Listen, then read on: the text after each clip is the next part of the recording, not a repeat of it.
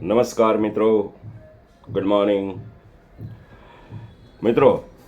Competitive exam આપણી સ્પર્ધાત્મક પરીક્ષાઓમાં ASI, PSI અને કોન્સ્ટેબલની જે એક્ઝામ આવી રહી છે તેના માટેની આપણી તૈયારી લગભગ પૂર્ણ થઈ ગઈ છે. હવે આપણે રિપીટેશન, આજથી આપણે બંધારણનું રિપીટેશન શરૂ કરીએ છીએ. 7 દિવસની અંદર ટોટલ બંધારણનું રિપીટેશન આપણે કરી લઈશું. તો આજથી બધા તૈયાર થઈ જાય અને દરરોજ એક લેસન કરી અને બંધારણ આપણે પૂરું કરશું, તમામ અનુચ્છેદ પૂર્ણ કરશું. બરાબર, ચાલો તૈયાર થઈ જાઓ. તો ભારતનું બંધારણ, ધી કોન્સ્ટિટ્યુશન ઓફ ઇન્ડિયા. બંધારણ એટલે શું? બંધારણ એ દેશનો એવો મૂળભૂત દસ્તાવેજ છે કે જેના અનુસાર દેશની સરકાર કાર્ય કરતી હોય છે. દેશને ચલાવવા માટેના મૂળભૂત દસ્તાવેજને જે તે દેશનું બંધારણ કહેવામાં આવે છે. પ્રત્યેક સ્વતંત્ર દેશને પોતાનું એક બંધારણ હોય છે જે દેશની ધારાસભા, ન્યાયપાલિકા અને કારોબારી વચ્ચે સત્તાઓનું વિભાજન કરે છે તથા તેને અધિકારો અને જવાબદારીઓ સુનિશ્ચિત કરે છે. બંધારણ સામાન્ય રીતે લેખિત, અલેખિત દસ્તાવેજ સ્વરૂપમાં હોય છે. જે દેશની રાજ્ય વ્યવસ્થા માટેના પાયાના નિયમો અને સિદ્ધાંતોનો સંગ્રહ એક જ દસ્તાવેજમાં કરવામાં આવેલો હોય તે દેશનું બંધારણ લિખિત પ્રકારનું કહેવાય છે. ભારત, જાપાન, અમેરિકા, રશિયા વગેરે દેશ લિખિત બંધારણ ધરાવે છે, જે આપ સમજતા હશો, અગાઉ આપણે ભણી ગયા છે. અલેખિત પ્રકારનું બંધારણ ધરાવતા દેશમાં મોટા ભાગે દેશની રાજ્ય વ્યવસ્થા માટેના પાયાના નિયમો અને સિદ્ધાંતો એક જ દસ્તાવેજમાં હોતા નથી અને સમયે સમયે અલગ અલગ દસ્તાવેજમાં સંગ્રહિત થતા હોય છે. બ્રિટન, ઇઝરાયલ, ન્યૂઝીલેન્ડ વગેરેમાં આ રીતનું બંધારણ હોય છે, આ રીતનું દસ્તાવેજ હોય છે. ભારતનું બંધારણ વિશ્વના દેશોમાં સૌથી લાંબુ અને લિખિત પ્રકારનું છે. વહીવટના આધારે 2 પ્રકારની બંધારણીય પ્રણાલીઓ હોય છે. એક એકીકૃત એટલે કે એકાત્મક, યુનિટરી, અને બીજું સમવાયતંત્ર, ફેડરલિઝમ. ઓકે. બ્રિટનનું બંધારણ એકીકૃત પ્રણાલી ધરાવે છે. અમેરિકાનું બંધારણ સમયાયતંત્રી પ્રણાલી ધરાવે છે. ભારતનું બંધારણ એકીકૃત અને સમયાતંત્રી પ્રણાલીનું મિશ્રણ છે, જે એક વિશિષ્ટ પ્રકારનું સમવાયતંત્ર છે. ભારતના બંધારણનો ઇતિહાસ જોઈએ આપણે તો 22મી સપ્ટેમ્બર 1599ના રોજ બ્રિટિશ પાર્લામેન્ટે એક ખરડો પસાર કરીને ભારત તેમજ પૂર્વના દેશો સાથે વેપાર કરવા માટે ઈસ્ટ ઇન્ડિયા કંપનીની રચના અંગેનું બંધારણ માન્ય કર્યું. ઈસ્ટ ઇન્ડિયા કંપની 31 ડિસેમ્બર 1600ના રોજ મહારાણી એલિઝાબેથ I પાસેથી શાહી ફરમાન મેળવ્યું. બ્રિટિશ તાજના પ્રતિનિધિ તરીકે સર ટોમસ રોયે મુગલ શાસક જહાંગીર પાસેથી સુરત ખાતે વેપાર કરવાની પરવાનગી મેળવી, જેના ભાગરૂપે ઈસવીસન 1613માં સૌપ્રથમ વેપારી મથક કોઠી સુરત ખાતે સ્થાપવામાં આવ્યો. વેપારના વિકાસ અને તેના રક્ષણ માટે તેમજ કંપનીનો કારભાર વ્યવસ્થિત રીતે ચલાવવા માટે જરૂરી નિયમો ઘડવાની તેમજ અધિકારીઓને આદેશ આપવાની તથા નિયમોનો ભંગ થાય તો એના ઉપર કાયદેસરની કાર્યવાહી કરવામાં આવે, આવા બધા સામાન્ય નિયમો ઘડાયા. ઈસવીસન 1757 અને 1764ના પ્લાસી અને બક્સરના યુદ્ધ જીત્યા પછી ઈસવીસન 1765માં રોબર્ટ ક્લાઇવે બંગાળમાં દ્વિમુખી શાસન પદ્ધતિ અપનાવી. તેના અંતર્ગત વહીવટી જવાબદારી નવાબ પાસે રહી અને મહેસૂલ ઉઘરાવવાની સત્તા અંગ્રેજો પાસે આવી. આજે જે જમીન મહેસૂલ ઉઘરાવાય છે એ ત્યારનું ચાલ્યું આવે છે, આપ સમજતા હશો.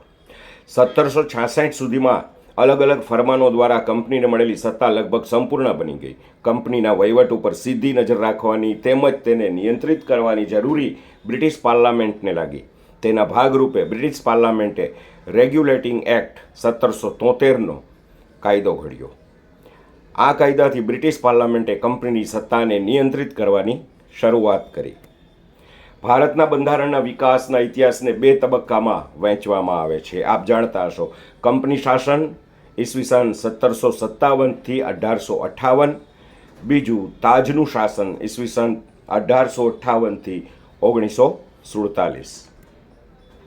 ભારતમાં ઈસ્ટ ઇન્ડિયા કંપનીની શાસન ઈસવીસન 1757થી 1858, નિયામક ધારો 1773, રેગ્યુલેટિંગ એક્ટ 1773 તરીકે ઓળખાય છે.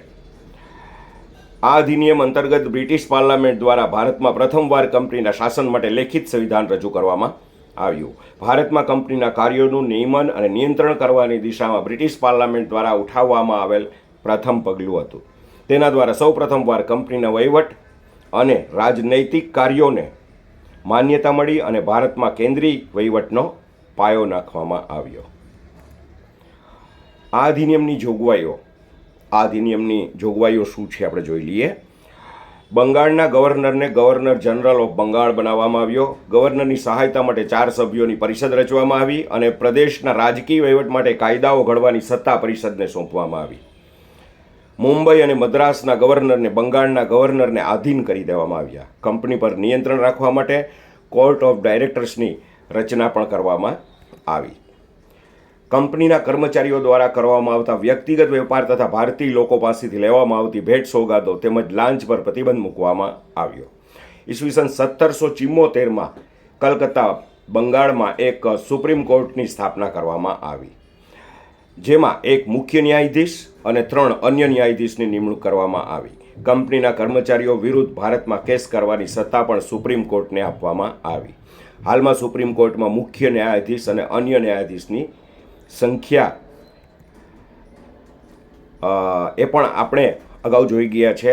બંગાળનો પ્રથમ ગવર્નર રોબર્ટ ક્લાઇવ, બંગાળનો પ્રથમ ગવર્નર જનરલ વોરેન હેસ્ટિંગ્સ, ભારતનો પ્રથમ governor general lord William Bentinck, ભારતનો પ્રથમ વાઇસરોય લોર્ડ કેનિક, ભારતના છેલ્લા ગવર્નર લોર્ડ કેનિક, ભારતનો છેલ્લા વાઇસરોય લોર્ડ માઉન્ટબેટન, સ્વતંત્ર ભારતનો પ્રથમ ગવર્નર જનરલ લોર્ડ માઉન્ટબેટન, સ્વતંત્ર ભારતનો પ્રથમ ભારતીય ગવર્નર સી રાજગોપાલાચારી. થોડી નોંધ આમાં કરી લઈએ આપણે. ઈસવીસન 1773ના નિયામક ધારામાં ઈસવીસન 1781ના એક્ટ ઓફ એટલમેન્ટ દ્વારા સુધારા દાખલ કરવામાં આવ્યા, પરંતુ તેમ છતાં પણ કંપનીનો કારભાર સુધર્યો નહીં. કંપનીના કોર્ટ ઓફ ડાયરેક્ટર્સની કામગીરી દેશ અને કંપનીના હિત કરતાં વ્યક્તિગત લાભ તરફ વધુ રહી. વોરેન હેસ્ટિંગ્સની સામ્રાજ્યવાદીની નીતિના કારણે કંપની અને બ્રિટિશ પાર્લામેન્ટ વચ્ચે મતભેદની સ્થિતિ ઊભી થઈ. East India act 1784. આ અધિનિયમ દ્વારા કંપની રાજકીય બાબતોને અને વેપારની સંબંધી બાબતોને અલગ અલગ કરવામાં આવી. કંપનીમાં કોર્ટ ઓફ ડિરેક્ટર્સની વેપાર સંબંધી બાબતોમાં સંપૂર્ણ રીતે નિયંત્રણ લાવવામાં આવ્યું અને કંપનીની રાજકીય સત્તાને નિયંત્રિત કરવા માટે બ્રિટિશ પાર્લામેન્ટને સીધા જવાબદાર એવા બોર્ડ ઓફ કંટ્રોલની રચના કરવામાં આવી. બોર્ડ કંટ્રોલની સભ્ય સંખ્યા 6 રાખવામાં આવી તથા તેમની નિમણૂક બ્રિટિશ તાજ દ્વારા કરવામાં આવી. ભારતમાં કંપની અધિકૃત પ્રદેશો માટે સૌપ્રથમ બ્રિટિશ અધિકૃત ભારતીય પ્રદેશ નામ આપવામાં આવ્યું. બોર્ડ ઓફ કંટ્રોલને બ્રિટિશ અધિકૃત ભારતીય પ્રદેશમાં નાગરિક, સૈન્ય અને મહેસૂલી બાબતો પર નિયંત્રણ રાખવા માટેની સત્તા પ્રદાન કરવામાં આવી. મુંબઈ અને મદ્રાસને સંપૂર્ણ રીતે બંગાળને આધીન કરી દેવામાં આવ્યા તથા મુંબઈ અને મદ્રાસના ગવર્નરની સહાયતા માટે 3 સભ્યોની પરિષદની રચના કરવામાં આવી. ગવર્નર જનરલની પરિષદના સભ્ય સંખ્યા 4થી ઘટાડીને 3 કરવામાં આવી. ઉપરાંત 3માંથી 1 સ્થાન મુખ્ય સેનાપતિને સોંપી દેવામાં આવ્યું. ભારત ખાતેના કંપનીના અંગ્રેજ અધિકારીઓ ઉપર કેસ ચલાવવા માટે ઇંગ્લેન્ડમાં એક સુપ્રીમ કોર્ટની સ્થાપના કરવામાં આવી. Charter act 1793. આ અધિનિયમ અંતર્ગત બોર્ડ ઓફ કંટ્રોલના સભ્યો તથા કંપનીના અન્ય કર્મચારીઓને ભારતીય તિજોરીમાંથી વેતન અને ભથ્થા ચૂકવવાનું નક્કી કરવામાં આવ્યું. કંપનીનો વેપાર કરવાનો પરવાનો આગામી 20 વર્ષ સુધી વધારવામાં આવ્યો. ગવર્નર જનરલ તથા ગવર્નરની પરિષદના સભ્યોની પણ એમાં નિમણૂક કરવામાં આવી. Charter act 1813. આ અધિનિયમ અંતર્ગત ઈસ્ટ ઇન્ડિયા કંપનીનો ભારતમાં વેપાર કરવાનો પરવાનો અને અધિકાર સમાપ્ત કરવામાં આવ્યો. ચાના વેપાર અને ચીન સાથેના વેપાર માટે બીજા 20 વર્ષની પરવાનગી આપવામાં આવી. ઈસાઈ મિશનરીઓને ભારતમાં ધર્મ પ્રચાર કરવાની છૂટ આપવામાં આવી. કંપનીને આગામી 20 વર્ષ સુધી ભારતમાં કર ઉઘરાવવાની સત્તા પણ સોંપવામાં આવી. Charter act 1833. આ અધિનિયમ અંતર્ગત ઈસ્ટ ઇન્ડિયા કંપનીના ચા અને ચીન સાથેના વેપારને અધિકારો સમાપ્ત કરી દેવામાં આવ્યા. ભારતમાં બ્રિટિશ અધિકૃત તમામ દેશોના વહીવટના નિયમન, નિયંત્રણ અને નિર્દેશન governor general of India in કાઉન્સિલને સોંપવામાં આવ્યા. ગવર્નર જનરલની સરકાર ભારત સરકાર અને ગવર્નર જનરલની પરિષદ ભારત પરિષદના નામથી ઓળખાવા લાગી. બંગાળના ગવર્નર જનરલને ભારતના ગવર્નર જનરલ બનાવવામાં આવ્યા. લોર્ડ વિલિયમ બેન્ટિક ભારતમાં સૌ પ્રથમ ગવર્નર જનરલ બન્યા. મદ્રાસ અને મુંબઈ પ્રેસિડેન્ટનો કાયદો બનાવવાની સત્તા સમાપ્ત કરી દેવામાં આવી અને સંપૂર્ણ ભારતમાં કાયદો બનાવવાની સત્તા governor general of India council સોંપવામાં આવી. ભારતીય કાયદાઓને વ્યવસ્થિત કરવા માટે પ્રથમવાર કાયદા પંચની લો કમિશનની સ્થાપના કરવામાં આવી. પ્રથમ કાયદા પંચના અધ્યક્ષ લોર્ડ મેકોલ હતા તથા અન્ય 4 સભ્યો હતા. 1843માં ભારતમાં દાસ પ્રથાની સમાપ્તિ કરી દેવામાં આવી. ભારતમાં અંગ્રેજી શિક્ષણ પદ્ધતિની શરૂઆત થઈ. અંગ્રેજોને પરવાનગી વગર ભારતમાં આવવાની, રહેવાની અને જમીન ખરીદવાની છૂટ આપવામાં આવી. ગવર્નર જનરલની પરિષદનો વિસ્તાર કરવામાં આવ્યો. તેમાં કાયદામાં નિષ્ણાંત હોય તેવા એક સભ્યને પરિષદમાં સમાવવામાં આવ્યો. લોર્ડ મેકોલ સૌ પ્રથમ આ બાબતના એક નિષ્ણાંત વ્યક્તિ હતા. ચાર્ટર એક્ટ 1853 આ ચોથો અને અંતિમ ચાર્ટર એક્ટ હતો. આ અધિનિયમ અંતર્ગત કેન્દ્રીય વિધાન પરિષદનો પાયો નાખવામાં આવ્યો, જેને ભારતની સૌપ્રથમ કેન્દ્રીય વિધાન પરિષદ સંસદ કહેવામાં આવતી. તે એક નાની સંસદની રીતે કાર્ય કરતી અને તેને બ્રિટિશ પાર્લામેન્ટ અનુસાર કાર્ય કરવાનું હતું. આ વિધાન પરિષદની સભ્ય સંખ્યા 12 કરવામાં આવી, જેમાં 6 સભ્યો ધારાકીય સભ્યો તરીકે રાખવામાં આવ્યા અને તે 6 સભ્યોમાંથી 4 સભ્યોની ચૂંટણી બંગાળ, મદ્રાસ, મુંબઈ અને આગ્રાની પ્રાંતીય સરકારો દ્વારા કરવામાં આવતી હતી. આ પ્રકારની ભારતમાં સૌ પ્રથમવાર પ્રાદેશિક પ્રતિનિધિત્વના સિદ્ધાંતનો અમલ કરવામાં આવ્યો. બંગાળ માટે અલગ લેફ્ટનન્ટ ગવર્નરની નિમણૂક કરવાની સત્તા ભારતના ગવર્નરને સોંપવામાં આવી. સિવિલ સેવકોની ભરતી કરવા માટે સૌ પ્રથમવાર ખુલ્લી સ્પર્ધાત્મક પરીક્ષાની શરૂઆત કરવામાં આવી. આ સિવિલ સેવા ભારતીયો માટે પણ ખુલ્લી કરી દેવામાં આવી. ભારતીય સિવિલ સેવાના સંદર્ભમાં ઈસવીસન 1854માં મેકોલે સમિતિની રચના કરવામાં આવી. કંપનીને ભારતીય પ્રદેશો સંસદ ઈચ્છે ત્યાં સુધી પોતાના આધીન રાખવાની મંજૂરી આપવામાં આવી, જેનાથી સ્પષ્ટ થયું કે બ્રિટિશ સંસદ ગમે ત્યારે કંપનીનું શાસન ભારતમાંથી સમાપ્ત કરી શકે છે. ભારતમાં બ્રિટિશ તાજનું શાસન ઈસવીસન 1858થી 1947. ભારત શાસિત અધિનિયમ 1858 ભારત સરકાર અધિનિયમ. આ મહત્વપૂર્ણ કાયદાનું નિર્માણ 1857ના વિપ્લવ પછી કરવામાં આવ્યું હતું. આ કાયદો ભારતના શાસનને ઉત્તમ બનાવવા માટેના કાયદા તરીકે ઓળખાતો થયો. આ કાયદાથી ભારતનો સમગ્ર વહીવટી ઈસ્ટ ઇન્ડિયા કંપની પાસેથી બ્રિટિશ તાજે પોતાના હસ્તક લઈ લીધો. આ કાયદા અંતર્ગત સંપૂર્ણ ભારત બ્રિટિશ તાજની સત્તા નીચે આવી ગયું. કોર્ટ ઓફ ડાયરેક્ટર્સ અને બોર્ડ ઓફ કંટ્રોલ દ્વારા ચાલતી દ્વિશાસન પ્રણાલી સમાપ્ત કરીને સેક્રેટરી ઓફ ઇન્ડિયા ભારત સચિવનું નવું પદ ઊભું કરીને તમામ સત્તા તેને સોંપવામાં આવી. ભારત અંગેની તમામ બાબતો માટે સેક્રેટરી બ્રિટિશ પાર્લામેન્ટને જવાબદાર હતો. સેક્રેટરીને મદદ કરવા અને સલાહ આપવા માટે 15 સભ્યોની બનેલી ઇન્ડિયા કાઉન્સિલ ભારતીય પરિષદની રચના કરવામાં આવી. ભારતમાં સર્વોચ્ચ વહીવટદાર તરીકે ગવર્નર જનરલનું પદ સમાપ્ત કરીને તેના સ્થાને વાઇસરોયનું પદ અસ્તિત્વમાં આવ્યું. વાઇસરોય ભારતીય સચિવને જવાબદાર તથા સચિવના આદેશ મુજબ કાર્ય કરવા બંધાયેલો હતો. ભારતમાં બ્રિટિશ હુકુમત હેઠળની તમામ પ્રદેશોનો વહીવટ કલકત્તાથી થતો હતો. આથી કલકત્તાને દેશની રાજધાની ઘોષિત કરવામાં આવી. દરેક પ્રાંતના ગવર્નર અને તેમની કાઉન્સિલો પણ વાઇસરોયને જવાબદાર કરવામાં આવ્યા. પ્રાંતોના જિલ્લાના નાના વહીવટી એકમોમાં વિભાજિત કરીને તેની વહીવટી જવાબદારી કલેક્ટરને સોંપવામાં આવી, જે ગવર્નરને જવાબદાર હતા. સિવિલ સર્વિસીસમાં ખુલ્લી સ્પર્ધાત્મક પરીક્ષા દ્વારા નિમણૂક શરૂ કરવામાં આવી. દરેક પ્રાંતમાં હાઈકોર્ટની રચના કરવામાં આવી. ભારત પરિષદ અધિનિયમો 1861.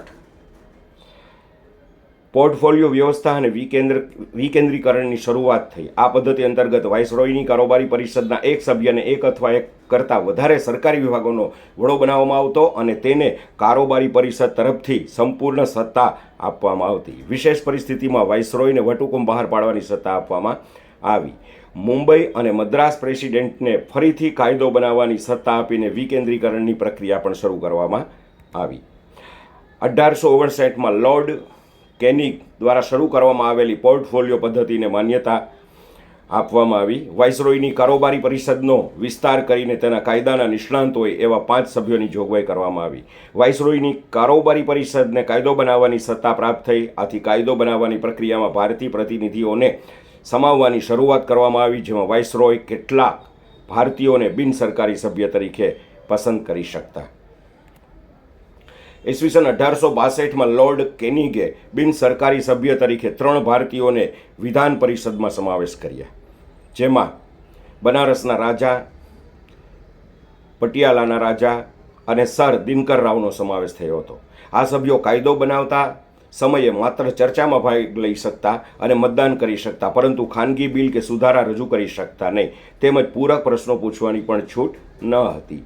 બંગાળમાં 1862, ઉત્તર પશ્ચિમ સરહદ પ્રાંતમાં 1866 અને પંજાબમાં 1877માં નવી વિધાન પરિષદ આ રીતના બનેલી હતી. આઈએનસી, ઇન્ડિયન નેશનલ કોંગ્રેસ, ભારતીય રાષ્ટ્રીય કોંગ્રેસ. ઈસવીસન 1885માં AO વુમનના પ્રયાસથી ભારતીય રાષ્ટ્રીય કોંગ્રેસની સ્થાપના થઈ હતી. તેના લીધે દેશના જાગૃત થયેલા રાષ્ટ્રવાદી પરિબળો એકત્ર થયા અને રાજ્યના કારોબારમાં ભારતીયોના વધુ હિસ્સાની માગણી કરવા લાગ્યા. પરિણામે બ્રિટિશ પાર્લામેન્ટે ભારત પરિષદ અધિનિયમ 1892નો કાયદો ઘડવાની ફરજ પડી. ભારત પરિષદ અધિનિયમ 1892. આ અધિનિયમ ભારતીય રાષ્ટ્રીય કોંગ્રેસના 1889થી 1891 દરમિયાન યોજાયેલા અધિવેશનોમાં પસાર કરાયેલા પ્રસ્તાવોનું પરિણામ હતું. ચૂંટણીના તત્વોનો સૌ પ્રથમવાર સ્વીકાર કરવામાં આવ્યો અને ચૂંટણી દ્વારા કારોબારી પરિષદમાં કેટલાક ભારતીય સભ્યોની નિમણૂક કરવાનું નક્કી કરવામાં આવ્યું.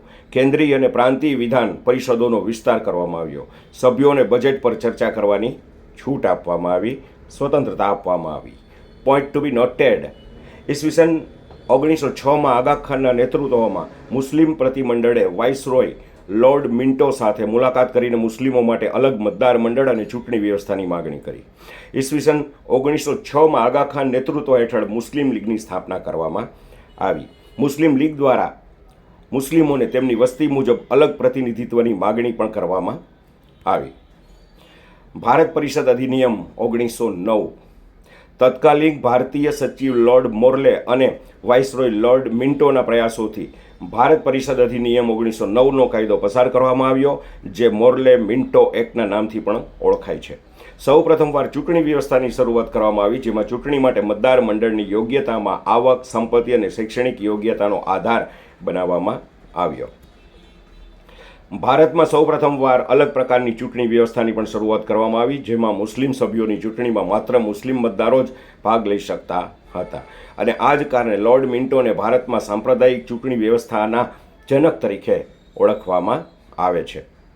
સભ્યોને બજેટ ઉપર ચર્ચા કરવાની અને પૂરક પ્રશ્નો પૂછવાની છૂટ આપવામાં આવી. વાઇસરોય અને ગવર્નરની કારોબારી પરિષદમાં એક ભારતીય સભ્યની નિમણૂક કરવાની જોગવાઈ કરવામાં આવી. ભારત પરિષદ અધિનિયમ 1919. આ અધિનિયમ ભારતીય સચિવ મોન્ટેગ્યુ અને વાઇસરોય ચેમ્સફર્ડના સંયુક્ત પ્રયાસોથી બન્યો હોવાથી તેને મોન્ટેગ્યુ ચેમ્સફર્ડ સુધારા તરીકે ઓળખવામાં આવે છે. પ્રાંતીય પરિષદમાં થયેલા ફેરફારો, કેન્દ્રીય પરિષદમાં થયેલો ફેરફારો. આ અધિનિયમ અંતર્ગત 2 પ્રકારના ફેરફારો થયા છે. પ્રાંતીય પરિષદમાં થયેલા ફેરફારો: પ્રાંતોમાં સૌપ્રથમ દૈધ શાસન પ્રણાલીની શરૂઆત કરવામાં આવી. પ્રાંતીય પરિષદને વિધાન પરિષદ નામ આપવામાં આવ્યું. સૌપ્રથમવાર પ્રત્યક્ષ ચૂંટણી વ્યવસ્થાની શરૂઆત થઈ અને સંપત્તિ, કર અને શિક્ષણના આધારે લોકોને મતાધિકાર મળ્યો. મહિલાઓને પણ મત આપવાનો અધિકાર મળ્યો. સાંપ્રદાયિકતાના આધારે મુસ્લિમો સિવાય એગ્લો ઇન્ડિયન, યુરોપિયન, શીખ અને ભારતીય ઈસાઈઓ પણ અલગ અલગ મતદાર મંડળ પદ્ધતિનો ઉપયોગ કરવા લાગ્યા. પ્રાંતોના વિષયોને કેન્દ્રના વિષયોથી અલગ કરીને પ્રાંતોની વિધાન પરિષદોને પ્રાંતીય વિષયો પર કાયદો બનાવવાની સત્તા આપવામાં આવી. પ્રાંતીય વિષયોને 2 ભાગમાં વિભાજિત કરવામાં આવ્યા: હસ્તાંતરિત, આરક્ષિત.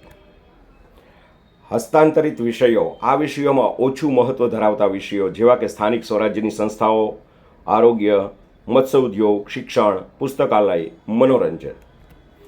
આરક્ષિત આ વિષયોમાં અત્યંત મહત્ત્વ ધરાવતા વિષયો જેવા કે મહેસૂલી આવક, નાણાં, કાયદો અને વ્યવસ્થા, ન્યાય, ઉદ્યોગો, સિંચાઈ, ખનિજ, કારખાના, બંદરો, કૃષિ, એગ્રીકલ્ચર વગેરે.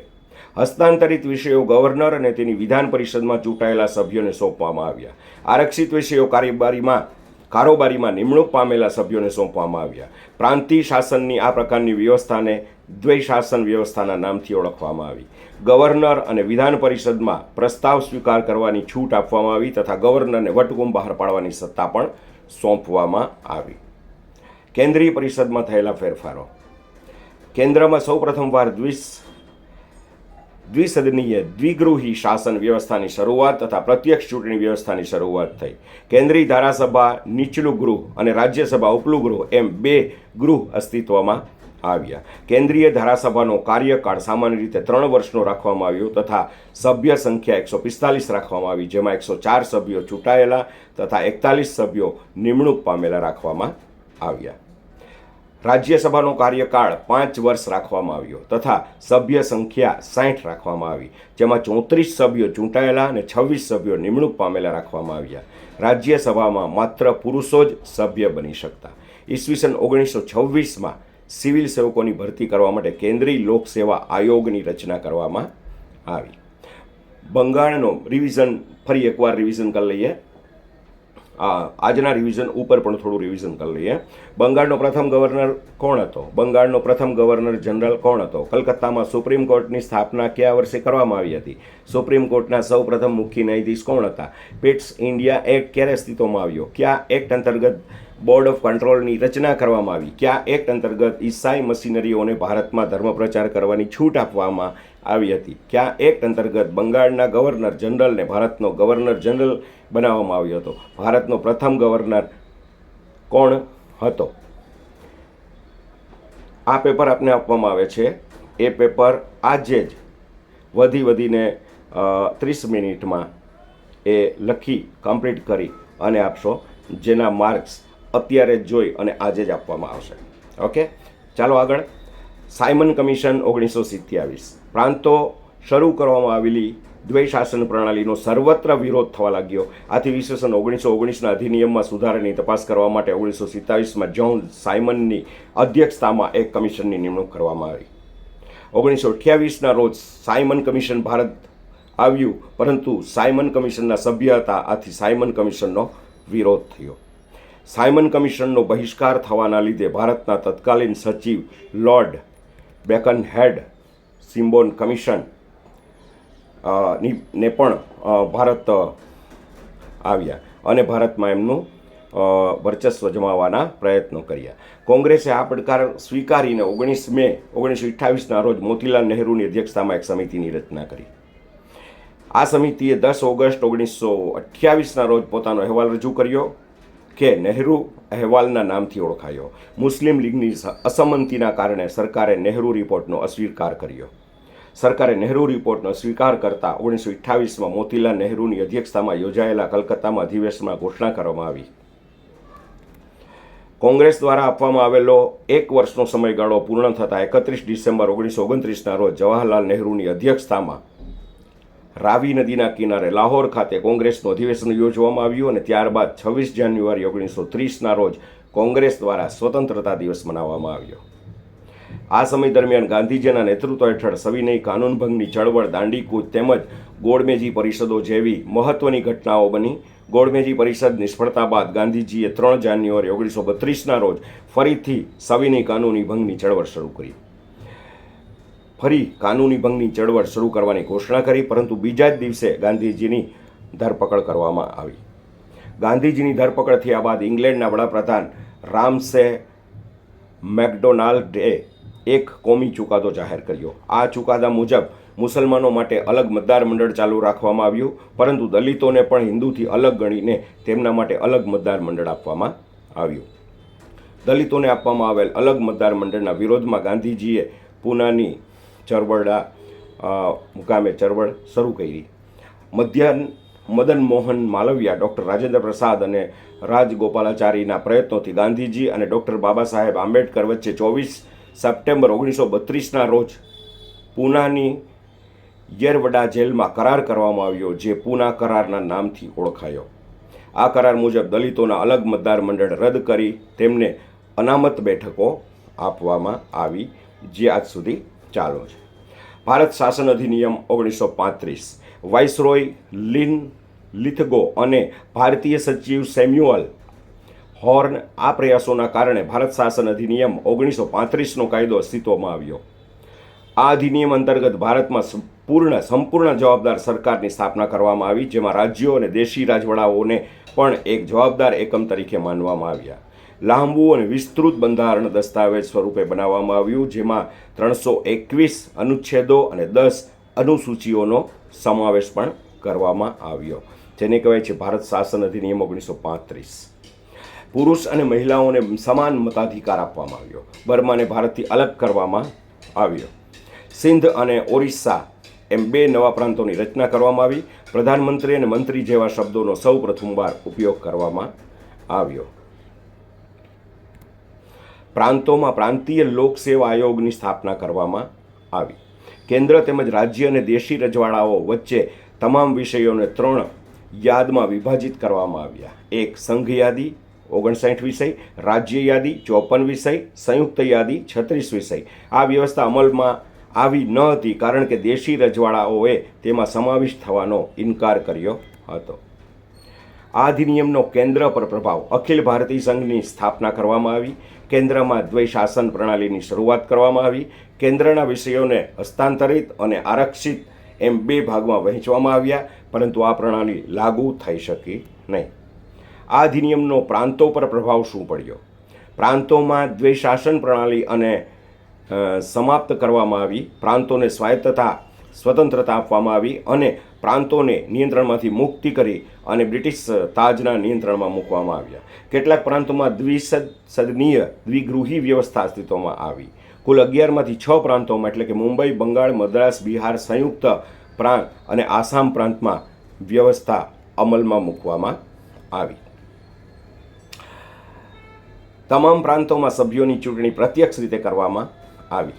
પ્રાંતના ગવર્નરને પ્રાંતનું સંપૂર્ણ શાસન પોતાના હાથમાં લેવાની સત્તા, પરંતુ ગવર્નરે પ્રાંતની વિધાન પરિષદના મંત્રીઓની સલાહ મુજબ કામ કરવું ફરજિયાત હતું. આ વ્યવસ્થા 1937માં શરૂ કરવામાં આવી. August offer 1940.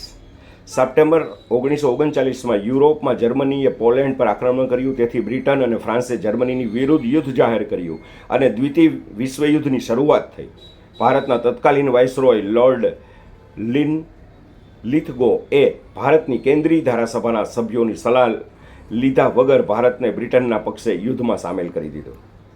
આથી ઓક્ટોબર 1939માં કોંગ્રેસના તમામ મંત્રીમંડળોએ પ્રાંતોમાં રાજીનામા આપ્યા. માર્ચ 1940માં અબ્દુલ કલામ આઝાદીની અધ્યક્ષતામાં યોજાયેલ કોંગ્રેસના રામગઢ બિહાર અધિવેશનમાં કોંગ્રેસે અંગ્રેજ સરકારને સ્પષ્ટ રૂપે કહ્યું કે જો અંગ્રેજો ભારતને સ્વતંત્ર ઘોષિત કરીને રાષ્ટ્રીય સરકારની રચના કરે તો કોંગ્રેસ તેમજ અન્ય પક્ષ વિશ્વયુદ્ધમાં બ્રિટિશને સમર્થન આપી શકે છે. આવું અબુલ કલામ આઝાદની અધ્યક્ષતામાં યોજાયેલ કોન્ફરન્સમાં ચર્ચા થઈ. કોંગ્રેસના આ પ્રસ્તાવની સાથે વાઇસરોય લોર્ડ લિથગોએ જવાબના સ્વરૂપમાં 8 ઓગસ્ટ 1940ના રોજ એક પ્રસ્તાવ રજૂ કર્યો, જે ઓગસ્ટ ઓફરના નામથી ઓળખાય છે. આ પ્રસ્તાવ મુજબ વાઇસરોયે જાહેર કર્યું કે યુદ્ધ પૂરું થયા પછી ભારતનું બંધારણ ઘડવા માટે એક સમિતિની રચના કરવામાં આવશે, તેમજ વાઇસરોયની કારોબારી સમિતિમાં તેમજ યુદ્ધ સલાહકાર સમિતિમાં ભારતીયોની સંખ્યામાં વધારો કરવામાં આવશે. Cripps mission 23 March 1942. ભારતીય સેનાઓને મનાવી લેવા માટે ઇંગ્લેન્ડના વડાપ્રધાન ચર્ચિલે સ્ટીફર્ડ ક્રિપ્સની અધ્યક્ષતામાં એક મિશન ભારત મોકલ્યું, જે ક્રિપ્સ મિશન તરીકે ઓળખાય છે. ક્રિપ્સ મિશને ભારતીય નેતાઓ સમક્ષ કેટલીક દરખાસ્તો મૂકી હતી, જે નીચે મુજબ હતી. બંધારણ સભાની રચના, પ્રાંતોને અલગથી બંધારણ બનાવવાનો અધિકાર, દેશી રજવાડાઓને નવું બંધારણ ન સ્વીકારવાની છૂટ, યુદ્ધની સમાપ્તિ પછી ભારતના ડોમિનિયન સ્ટેટ સંસ્થાકીય રાજની પ્રાપ્તિ. મહાત્મા ગાંધીએ આ દરખાસ્તને પોસ્ટ ડેટેડ ચેક સાથે સરખાવી. કોંગ્રેસ તેમજ મુસ્લિમ લીગ આ દરખાસ્તોનો અસ્વીકાર કરતા વડાપ્રધાન ચર્ચિલે એપ્રિલ 1942ના રોજ આ દરખાસ્તો પાછી ખેંચી લીધી. રાજગોપાલાચારી દ્વારા 10 જુલાઈ 1944ના રોજ એક પ્રસ્તાવ રજૂ કરવામાં આવ્યો, જે રાજગોપાલાચારી ફોર્મ્યુલા તરીકે ઓળખાયો. કોંગ્રેસ અને મુસ્લિમ લીગ દ્વારા રાજગોપાલાચારી ફોર્મ્યુલાનો અસ્વીકાર કરવામાં આવ્યો. વેવેલ યોજના 1945. અંગ્રેજ સરકારે લોર્ડ લિથગોના નામ પર લોર્ડ વેવલની ભારતના વાઇસરોય તરીકે નિમણૂક કરી. 4 જૂન 1945ના રોજ વાઇસરોય વેવેલે એક યોજના રજૂ કરી, જે વેવેલ યોજના તરીકે ઓળખાય છે. આ યોજના મુજબ જાહેર કરવામાં આવ્યું કે વાઇસરોયની કારોબારી પરિષદમાં કમાન્ડર ઇન ચીફ સિવાયના બધા સદસ્ય ભારતીય રહેશે. મુસલમાન સભ્યોની સંખ્યા હિન્દુઓ જેટલી રાખવામાં આવશે તથા ગવર્નર જનરલ જે નિર્ણય લે તે આખરી ગણાશે. દ્વિતીય વિશ્વયુદ્ધની સમાપ્તિ પછી ભારતીય પોતાનું બંધારણ બનાવશે. કોંગ્રેસના તમામ નેતાઓને છોડી મૂકવામાં આવશે. આ તમામ મુદ્દાઓ પર ચર્ચા વિચારણા કરવા માટે વાઇસરોય લેવલે જુદા જુદા પક્ષોના આગેવાનો સાથે 25 જૂન 1945ના રોજ સિમલા પરિષદનું આયોજન કર્યું. મોહમ્મદ અલી ઝીણાએ આ પરિષદમાં માગણી કરી કે મુસલમાન સભ્યને પસંદ કરવાનો અધિકાર માત્ર મુસ્લિમ લીગને હોવો જોઈએ તથા મુસ્લિમ લીગને સાંપ્રદાયિક વીટો આપવામાં આવે. મોહમ્મદ અલી ઝીણાની આ માગણીના લીધે કોંગ્રેસ અને મુસ્લિમ લીગ વચ્ચે મતભેદો ઊભા થયા, જેથી સિમલા પરિષદ નિષ્ફળ ગઈ અને વેવેલ યોજના પરત ખેંચાણી.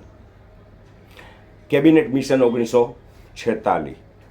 નૌકાસેના વિગ્રહના બીજા દિવસે 19 ફેબ્રુઆરી 1943ના રોજ બ્રિટનના વડાપ્રધાન ક્લેમેન્ટ એટલીએ ભારતને પૂર્ણ સ્વરાજ્ય આપવા બંધારણ સભાની સ્થાપના કરવા તથા ભારતની તત્કાલીન સમસ્યાઓ પર વિચાર વિમર્શ કરવા માટે ઇંગ્લેન્ડની કેબિનેટના 3 સભ્યોને ભારત મોકલવાની ઘોષણા કરી.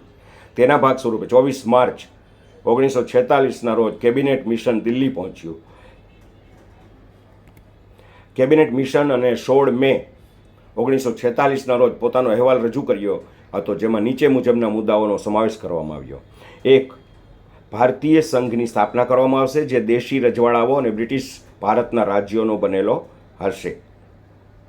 વિદેશી બાબતો, રક્ષા અને વારંવાર તથા વ્યવસ્થા કેન્દ્ર સરકારને હસ્તક રાખવામાં આવશે. ભારતના વિભાજનનો પ્રસ્તાવ રદ કરવામાં આવ્યો. મુસ્લિમ લીગને સંતુષ્ટ કરવા માટે ભારતીય પ્રાંતોને 3 જૂથમાં વિભાજિત કર્યા. જૂથમાં મુંબઈ, યુપી, બિહાર, સેન્ટ્રલ પ્રોવિન્સના અને ઓરિસ્સા. જૂથમાં પંજાબ, સિંધ, ઉત્તર ગુજરાત, સરહદી પ્રાંત અને સી જૂથમાં બંગાળ અને આસામ. દરેક જૂથને પોતાની ધારાસભા અને પોતાની અલગ બંધારણ સભા સ્થાપવાની છૂટ આપવામાં આવી તથા પ્રાંતિક વિષયો પર નક્કી કરવાની છૂટ આપવામાં આવી. બંધારણના નિર્માણ માટે બંધારણ સભાની સ્થાપના કરવામાં આવશે, જેની ચૂંટણી વિધાનસભાના સદસ્યો દ્વારા કરવામાં આવશે. બંધારણનું નિર્માણ ન થાય ત્યાં સુધી વચગાળાની સરકાર રચવામાં આવશે. ગાંધીજીના નેતૃત્વમાં કોંગ્રેસે કેબિનેટ મિશન યોજનાનો સ્વીકાર કર્યો અને મુસ્લિમ લીગે શરૂઆતમાં આ યોજનાનો સ્વીકાર કર્યો. વચગાળાની સરકાર. જુલાઈ 1946માં બંધારણ સભાના હેતુ માટે કેબિનેટ મિશન યોજના અંતર્ગત ચૂંટણીનું આયોજન કરવામાં આવ્યું. આ ચૂંટણીમાં કોંગ્રેસે 210 સામાન્ય બેઠકોમાંથી 208 બેઠકો મેળવી, જ્યારે મુસ્લિમ લીગે 78 મુસ્લિમ બેઠકોમાંથી 73 બેઠકો મેળવી.